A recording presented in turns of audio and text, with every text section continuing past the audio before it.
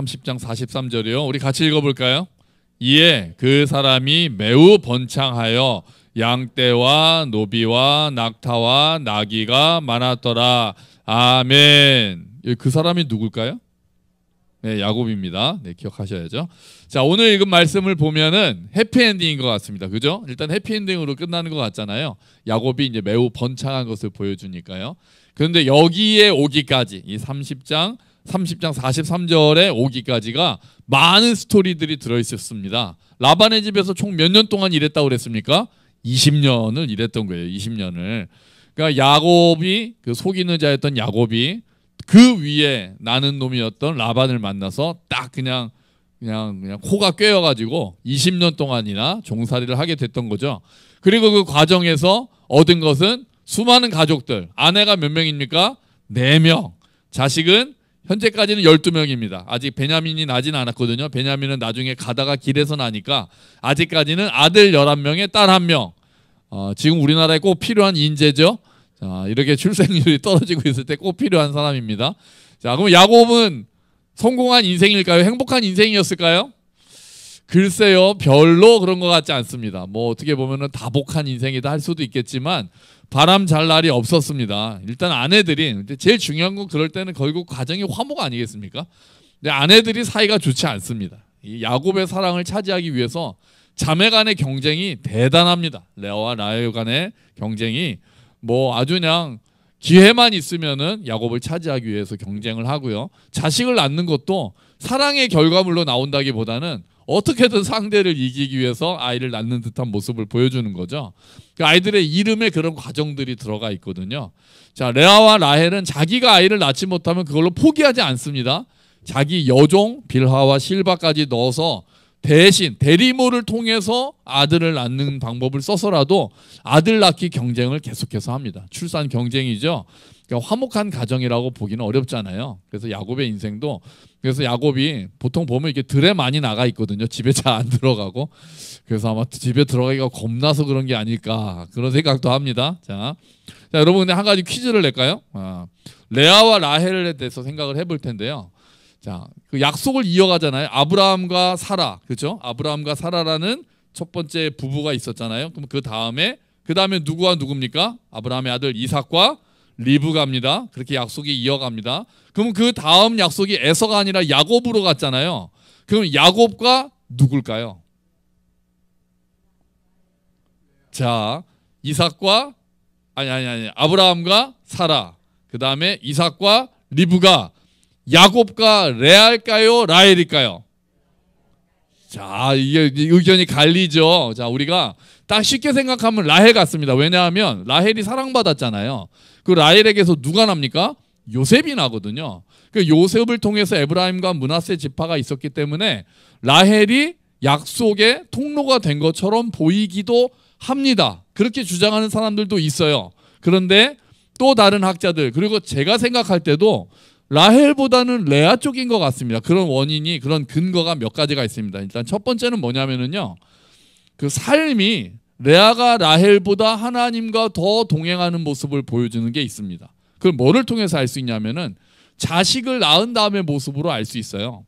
자, 레아는 사실 불쌍한 여인입니다. 그죠? 사랑받지 못했잖아요. 뻔히 동생을 사랑하는 걸 아는데 아버지가 명령해서 대신 자기가 들어가서 첫날 밤을 같이 보낸 거 아닙니까? 그 얼마나 자존심 상하고 얼마나 좀 그렇습니까? 뻔히 자기를 사랑하지 않고 동생을 사랑한다는 걸 알면서도, 그것 때문에 7년 동안 일한 남자라는 걸 알면서도 뭐 레아가 야곱을 짝사랑했는지 이런 건 모르겠지만 그 대타로 들어가서 아내가 된다는 거는 굉장히 자존심 상하는 일이잖아요.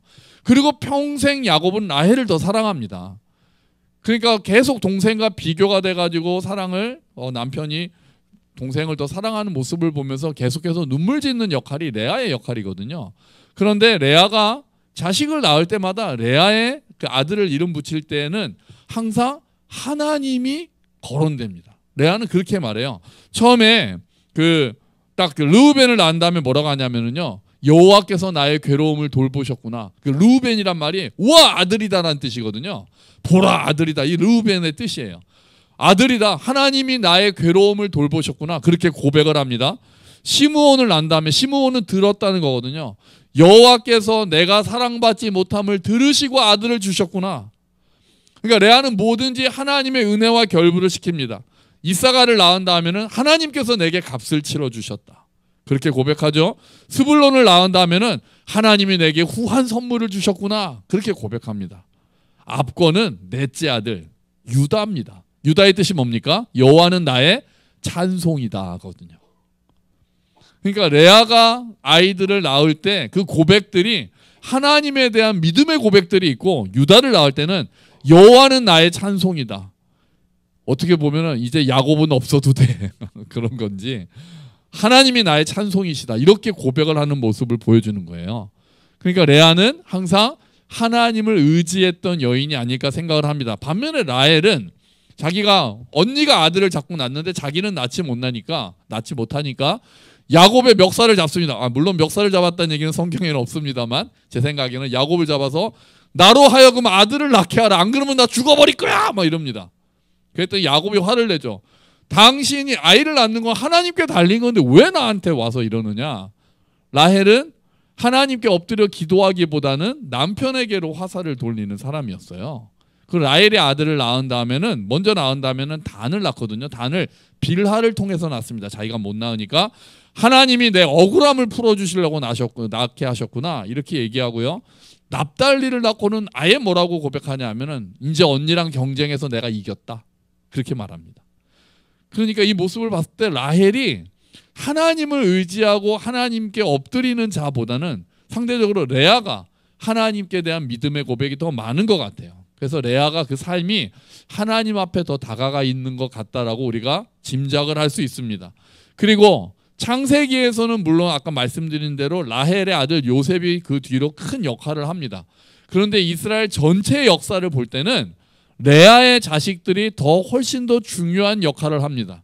일단은 레위, 제사장이 레위 지파잖아요. 그 제사장, 그 이스라엘에 있어서 큰 축이 하나는 왕이고 하나는 선지자, 하나는 제사장 쪽이거든요. 그런데 그 제사장의 최초 조상이 레위잖아요. 그 레위가 레아의 아들입니다. 그리고 한쪽이 제사장이면 또 한쪽은 아까 뭐라고 말씀드렸습니까? 왕이잖아요. 왕은 누구를 통해서 나옵니까? 유다. 네, 유다가 바로 레아의 아들이거든요. 그러니까 이스라엘의 역사에 있어서 가장 중요한 왕권과 그리고 종교권이라고 할 수 있는 제사장의 권리가 다 레아의 자식들로부터 나와서 이스라엘 역사 전체를 관통하고, 특히 예수님께서 유다 지파로 나오신다는 것을 볼 때 결국 야곱에게 있어서 그 은혜의 통로가 된 아내는 라헬보다는 레아가 아닐까 이렇게 생각할 수 있는 거죠. 그리고 또 하나 마지막, 이것도 확실한, 어떻게 보면 이게 거의 확정적인데요. 무덤 때문에 그렇습니다. 무덤 때문에. 레아는 레아, 라헬 모두 야곱보다 먼저 죽거든요. 레아가 그냥 라헬이 더 먼저 죽고 레아가 나중에 죽은 것 같은데요. 레아는 어디에 묻히냐면은 막벨라 굴에 묻힙니다. 막벨라 굴. 그게 그 야곱의 집안의 무덤이에요. 거기 누가 지금 묻혀 있냐면은 아까 처음에 누구요? 아브라함과 사라. 그 다음에 이삭과 리브가도 막벨라 굴에 묻혀 있습니다. 거기에 레아가 묻힙니다. 그리고 야곱이 나중에 이집트에서 죽잖아요. 죽을 때 아들들한테 얘들아 내가 죽으면 이집트에 묻지 말고 막벨라 굴에 나를 매장해다오. 거기에 레아도 묻혀있다. 이렇게 얘기를 하거든요. 그럼 라헬은 어디에 묻힙니까? 라헬은 베들레헴에 묻힙니다. 라헬은 길에 가다가 베냐민을 베들레헴 근처에서 낳았잖아요. 그리고 죽었잖아요. 베냐민 낳다가 죽었잖아요. 그랬더니 그냥 그 근처에다 묻고 떠나거든요. 다시 조상의 굴로 가지 않습니다. 라헬은. 야곱도 그렇게 얘기해요. 레아가 거기에 묻혀있으니까 나도 거기에 묻혀있겠다고. 그래서 야곱과 레아가 아브라함과 사라, 이삭과 리브가, 그리고 야곱과 레아가 그 막벨라 굴에 조상의 무덤에 같이 안치되거든요. 그런 일들을 쭉 봤을 때 레아가 하나님의 약속의 통로로 쓰인 것 같다라고 우리가 생각하는 게 더 맞지 않을까. 저도 그렇게 생각하는 거예요. 자, 그러면 우리가 생각할 게 있습니다. 여기서 뭡니까? 레아는 남편의 사랑은 받지 못했던 사람이었어요. 평생. 평생 레아는 남편의 존중을 받지 못했던 사람입니다. 남편의 사랑을 받지 못했던 사람입니다. 그렇게 갈구했지만 그것을 얻어내지 못했던 사람입니다. 하지만 하나님께서 그녀를 위로하시고 그녀를 은혜의 통로로 삼으신 겁니다.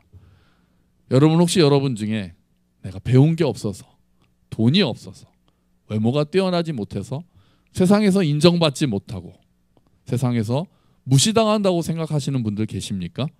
그것 때문에 속상하고 마음 아파하시는 분들 계세요? 하지만 그런 자리에 하나님께서는 찾아오셔서 은혜를 베푸십니다. 비록 세상에서 인정받지 못한다 하더라도 너는 내 사랑하는 자녀다라고 하나님께서 말씀하시는 거예요.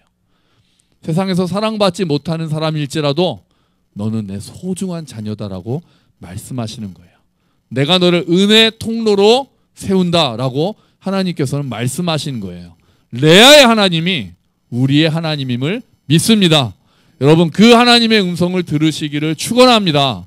정말 우리가 때로는 세상에서 조롱받죠. 인정받지 못할 수 있죠.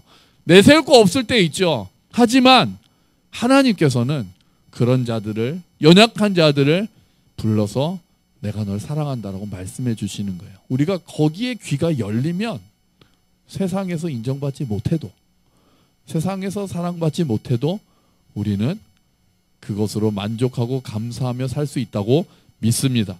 여러분, 하나님의 음성을 듣고 위로받으시기를 축원합니다.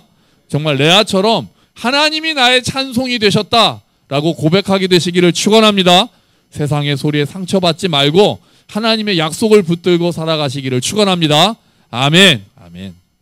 그래, 레아 라헬 보고요. 이제 라반이 야곱의 집에서, 라반이 아니죠. 야곱이 라반의 집에서 오랫동안 종살이를 하고 이제 떠나려고 합니다. 라반에게 돌아가겠습니다, 이렇게 얘기를 해요. 그러니까 야곱은 돌아가야죠. 하나님께서 주시는 땅이, 아브라함에게 약속하신 건 가나안 땅이잖아요. 그러니까 이제 야곱은 돌아가는 게 맞습니다. 약속을 이어가야 되니까요. 그런데 지금 20년이나 안 가고 있는 거예요. 그러니까 어떻게 보면 지체되고 있는 겁니다. 아마 처음에 하란으로 왔을 때 야곱이 이렇게 오래 있으리라고 생각하지 못할 겁니다. 그런데 라헬을 만나서 그냥 또 삼촌한테 속아가지고 결국은 이렇게 20년이나 이제 머물게 된 거죠. 자, 이제 저 돌아가겠습니다라고 했을 때 라반은 좋아했을까요? 안 좋아했을까요? 안 좋아합니다. 야곱은 아주 훌륭한 목동이었거든요. 그동안 공짜로 잘 부려먹었거든요. 근데 이제 돌아간다고 하니까 라반이 이제 야곱을 슬그머니 잡기 위해서 다 이제 치열한 머리 싸움이 또 시작이 됩니다. 자, 그래, 가야지. 이제 그렇게 얘기를 합니다.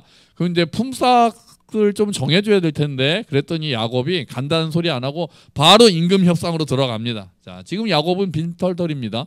14년 동안 일했던 거는 아내 2명 얻는데 다 썼고, 그 지참금으로 다 라헬 얻느라고 레아 얻느라고 다 쓴 거잖아요.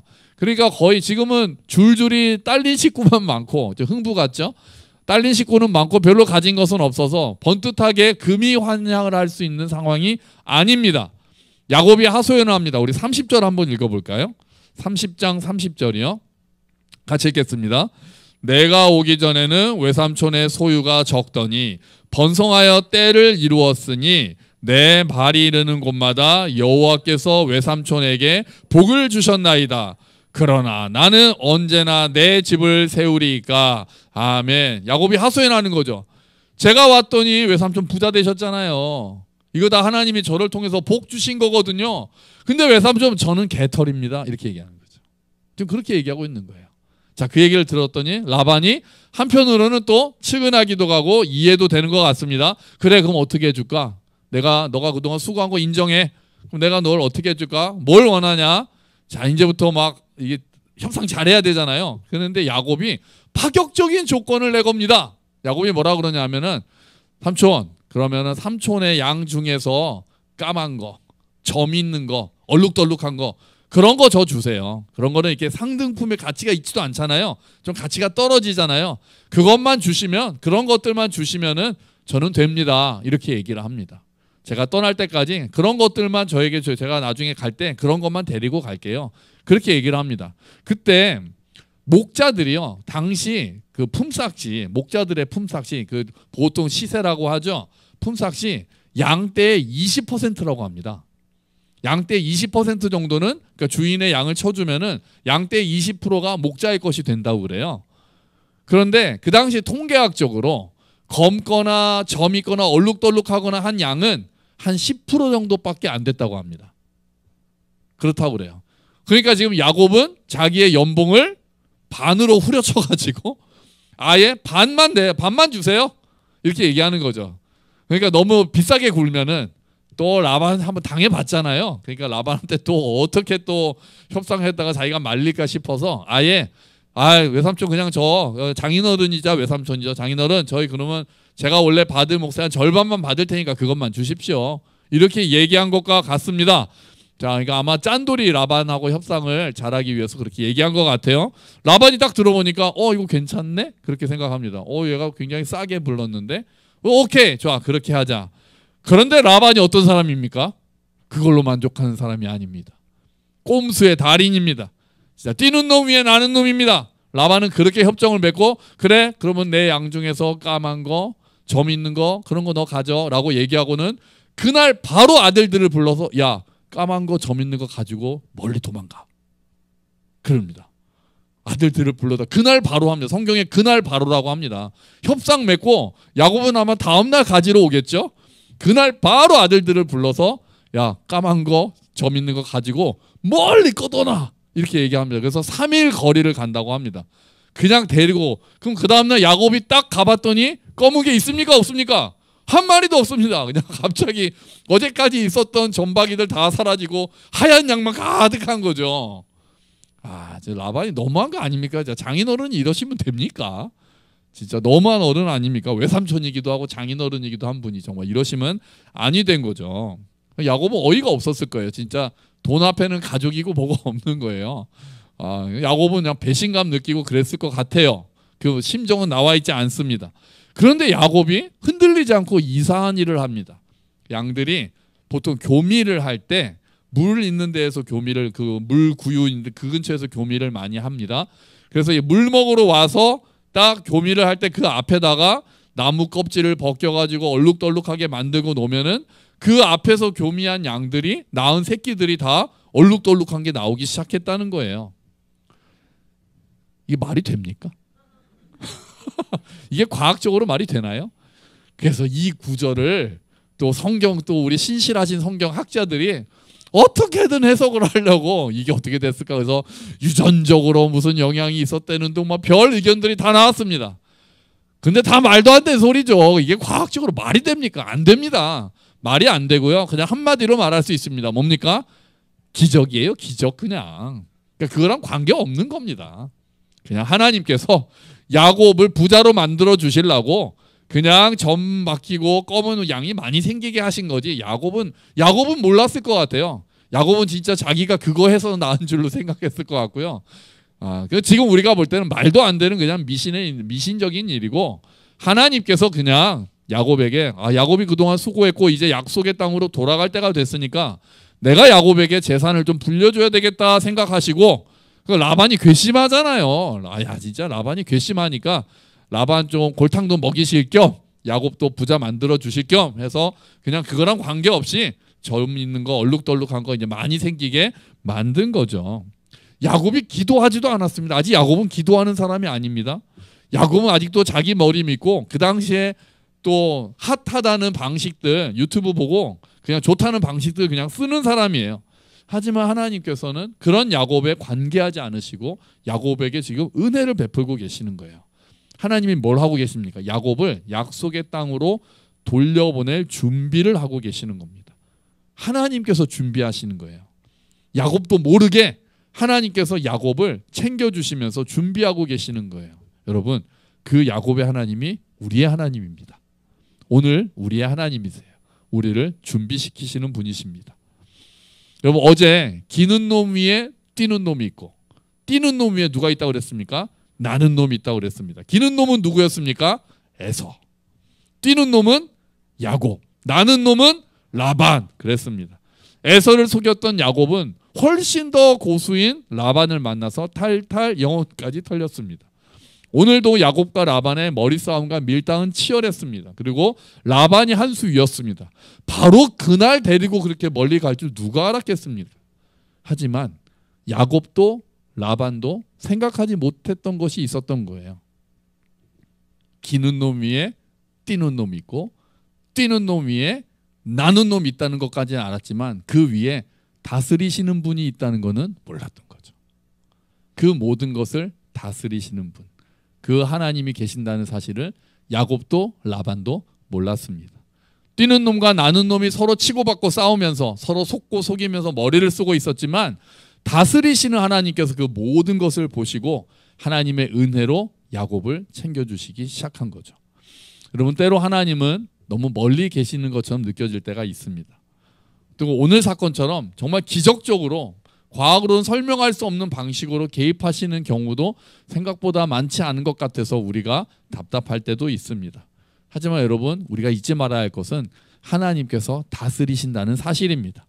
그 사실은 잊어서는 안 됩니다. 오늘도 하나님께서는 기적적으로 개입하실 수 있습니다. 우리는 기적을 무시하는 사람들이 아닙니다. 기적만을 바라는 사람들은 아니지만 오늘도 우리 삶에 기적을 베푸실 수 있는 하나님을 믿고 그것을 간절히 구하면서 나가는 사람들이 그리스도인들인 거죠. 하나님께서 다른 방법으로 하시기도 하시지만 또 때로는 우리가 생각하지 못했던 방식을 사용하셔서 우리를 돌보실 수 있는 분이기에 우리는 여전히 그 하나님을 붙들고 나아갈 수 있는 겁니다. 그래서 우리는 뛰는 놈이 되는 것도 아니고 나는 놈이 되는 것도 아니고 어떤 놈이 됩니까? 엎드리는 놈이 됩니다. 우리를 다스리시는 하나님 앞에 엎드리는 사람들이 되어야 되는 거예요. 하나님의 다스림을 인정하고 하나님의 능력을 인정하고 하나님 앞에 엎드리는 사람들이 하나님의 인도하심을 받고 나는 놈보다도 훨씬 더 높이 날아갈 수 있는 겁니다. 여러분, 오늘 우리가 하나님 앞에 엎드리는 날이 되기를 축원합니다. 그래서 오늘 밤 우리가 하나님의 능력을 붙잡고 엎드려서 정말 우리의 힘으로 우리의 생각으로는 생각할 수 없는 것을 구할 때 정말 우리가 상상할 수도 없는 방식으로 우리를 도우실 수 있는 그 하나님께서 은혜를 베풀어 주셔서 그 하나님의 능력을 우리가 경험하는 오늘 밤 우리의 삶이 되기를 주의 이름으로 축원합니다. 아멘. 우리 같이 기도하죠. 주님, 다스리시는 하나님이 계셨습니다. 그리고 레아와 같이 눈물 짓는 자들을 찾아오시는 하나님이 계십니다. 오늘 우리가 눈물 짓는 그 자리에서 하나님을 만나기를 소원합니다. 그리고 야곱을 찾아오신 주님처럼 기적적으로 오늘도 개입하실 수 있는 하나님을 믿습니다. 주님, 그 하나님의 능력을 의지하게 하시고 주님 앞에 엎드리는 우리가 되게 하여 주시옵소서. 우리 함께 기도하겠습니다.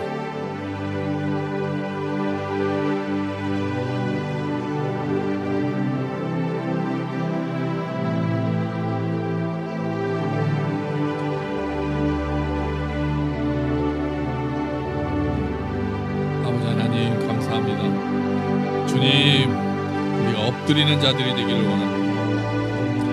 주님, 레아처럼 무시당하고 레아처럼 사랑받지 못하는 사람에게 하나님께서 오셔서 은혜를 베푸셨습니다. 레아의 하나님이 되셨고 은혜의 하나님이 되셨습니다. 주님, 우리 가운데 슬퍼하며 정말 외로워하며 고통받으며 낙담하고 있는 자들에게 찾아오시는 하나님을 만날 수 있도록 주님, 우리의 눈을 열어 주시옵소서.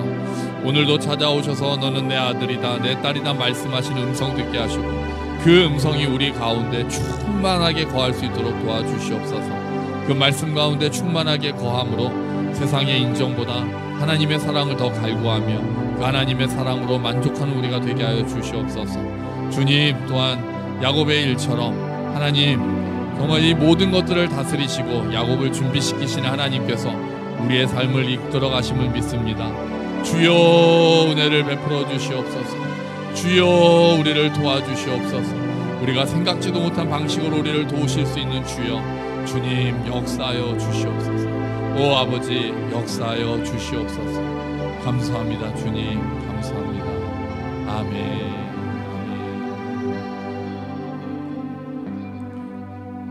남편에게 사랑받지 못했던 레아의 인생을 보시고 그 인생과 함께 하신 주님, 그 인생을 들어서 은혜의 통로가 되게 하시고 약속의 어머니가 되게 하신 주님, 감사합니다.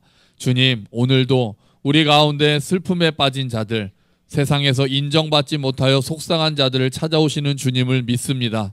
주님, 우리에게 찾아오시는 주님의 음성을 듣게 하여 주시옵소서. 내가 너를 사랑한다. 너는 내 사랑하는 아들이고 딸이다 라고 말씀하시며 우리를 은혜의 통로로 삼으시는 하나님의 음성을 듣게 하시고 그 음성으로 인하여 만족하게 하시고 그 음성으로 인하여 평안을 누리게 하여 주시옵소서.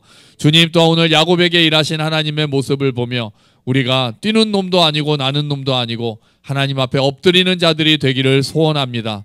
모든 것을 다스리시는 하나님을 믿고 의지하며 하나님 앞에 엎드릴 때 하나님께서 우리에게 정말 우리가 생각지도 못한 방식으로 기적이라고 말할 수 있는 방식으로 또 일을 이루시는 하나님 아버지의 역사하심을 경험할 수 있도록 주여 도와주시옵소서. 감사합니다. 주님, 예수 그리스도의 이름으로 기도합니다. 아멘.